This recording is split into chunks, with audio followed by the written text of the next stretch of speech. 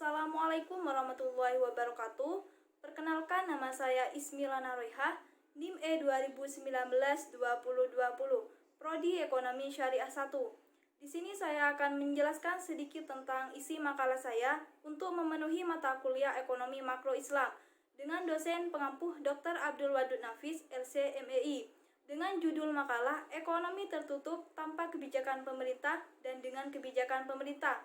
Yang pertama itu membahas tentang pengertian dan ruang lingkup perekonomian tertutup tanpa kebijakan pemerintah dalam perspektif ekonomi Islam, di mana perekonomian tertutup adalah perekonomian yang tidak berinteraksi dengan perekonomian lainnya dan tidak mengenal hubungan luar negeri, misalnya dalam bentuk ekspor dan impor. Dalam negara Islam, kebijakan fiskal merupakan dalam satu perangkat untuk mencapai tujuan syariah yang dijelaskan Imam Al-Ghazali, termasuk meningkatkan kesejahteraan dengan tetap menjaga keimanan, kehidupan, intelektualitas, kekayaan, dan kepemimpinan. Dalam konsep ekonomi Islam, kebijakan fiskal bertujuan untuk mengembangkan suatu masyarakat yang didasarkan atas distribusi kekayaan berimbang dengan menempatkan nilai-nilai dan spiritual dalam tingkat sama. Yang pertama tentang pengumpulan zakat, di mana pendayagunaan hasil pengumpulan zakat dapat dilakukan dalam dua pola, yaitu pola konsumtif dan pola produktif.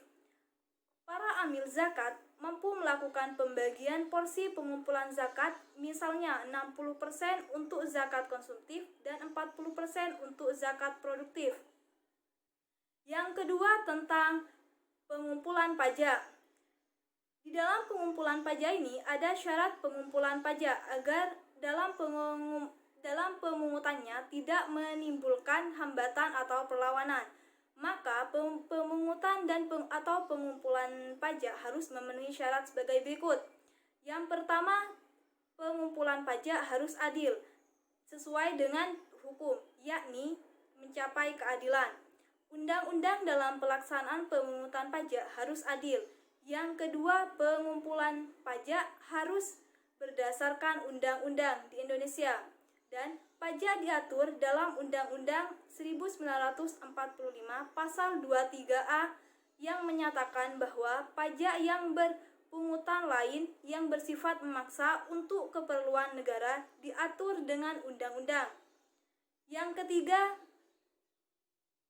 tidak mengganggu perekonomian. Pemungutan tidak boleh mengganggu kelancaran kegiatan produksi maupun perdagangan sehingga tidak menimbulkan kesesuaian perekonomian masyarakat. Yang keempat, pengumpulan pajak harus efisien. Sesuai dengan fungsi Budgetary, biaya pemungutan pajak harus ditekan sehingga tidak rendah hasil pemungutannya. Yang terakhir, sistem pemungutan pajak harus sederhana. Jadi, sistem pemungutan yang sederhana akan memudahkan dan mendorong masyarakat dalam memenuhi kewajiban perpajakannya.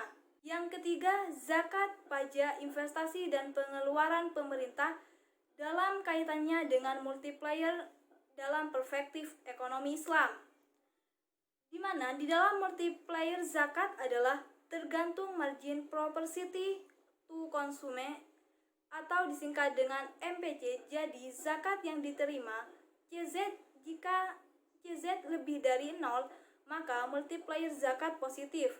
Hal ini berimplikasikan bahwa peningkatan pengeluaran zakat dan akan meningkatkan kegiatan ekonomi. Selanjutnya tentang pengertian dan ruang lingkup perekonomian tertutup dengan kebijakan pemerintah dalam perspektif makroekonomi. Dalam membahas perhitungan pendapatan nasional dengan pendekatan pengeluaran, perekonomian suatu negara digolongkan atas perekonomian tertutup, meliputi atas perekonomian sederhana atau perekonomian dua sektor.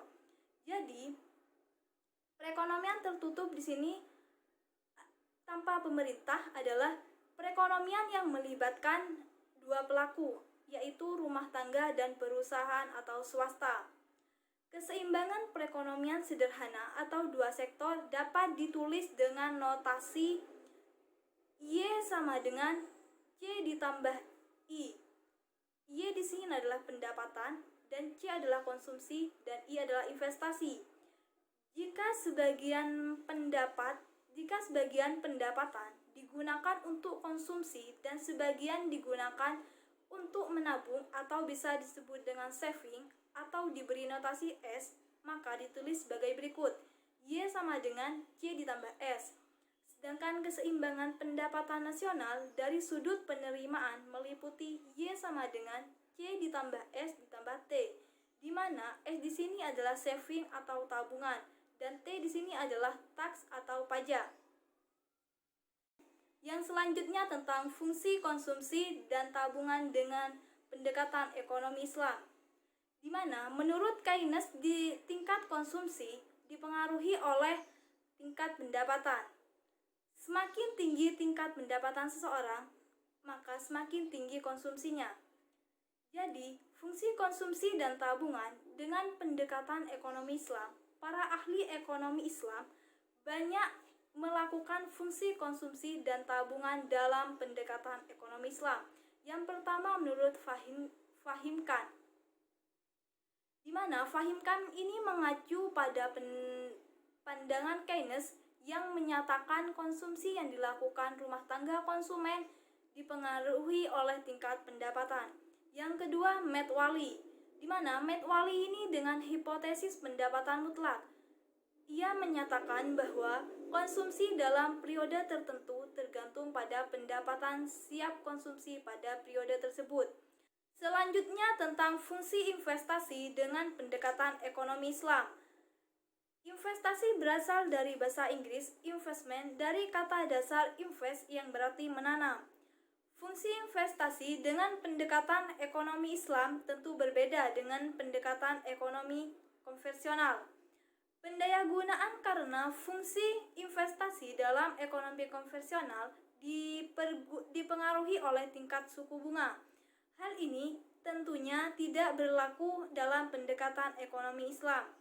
Menurut Matt Wally, investasi di negara-negara penganut ekonomi Islam dipengaruhi oleh 3 faktor, yaitu yang pertama ada saksi terhadap pemegang aset yang kurang atau tidak produktif. Yang kedua, dilarang melakukan bunga untuk berbagai bentuk spekulasi dan segala macam judi. Yang ketiga, tingkat bunga untuk berbagai pinjaman sama dengan 0. Sekian penjelasan dari saya, kurang lebihnya mohon maaf. Wassalamualaikum warahmatullahi wabarakatuh.